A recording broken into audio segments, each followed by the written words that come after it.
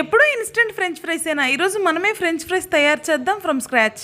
ఈ busy life స్టైల్లో పిల్లలకి రకరకాల స్నాక్స్ చేసి పెట్టేంత ఓపిక ఉండట్లేదు, ఓపికన్న టైం అసలే ఉండట్లేదు. ఇంకేం చేస్తాం, మనం బిజీగా ఉన్నామని క్రేవింగ్స్ని కూడా బిజీగా ఉండమండం కుదరదు. ఫ్రోజన్ ఫుడ్ తినక తప్పదు. ఫస్ట్ అయితే 4-5 బంగాళదుంపలను తీసుకొని పీల్ ఆఫ్ చేసుకొని పొడవుగా ఫింగర్స్లా కట్ చేసుకోండి. బాగా వినండి, ఫింగర్స్లా కట్ చేసుకోమన్నాను కానీ ఫింగర్స్ని కట్ చేసుకోమనలేదు. కట్ చేసిన ఆలూ ఫింగర్స్ని 5 మినిట్స్ పాటు సాల్ట్ వాటర్లో నానబెట్టాలి.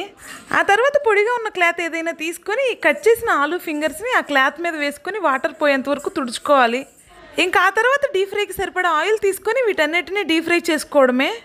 ఒకటేసారి డీప్ ఫ్రై చేయకుండా కొంచెం లైట్గా ఫ్రై అయిన తర్వాత తీసి పక్కన పెట్టుకొని మళ్ళీ రెండోసారి డీప్ ఫ్రై చేసుకోండి. అప్పుడే బాగా ఫ్రై అవుతాయి.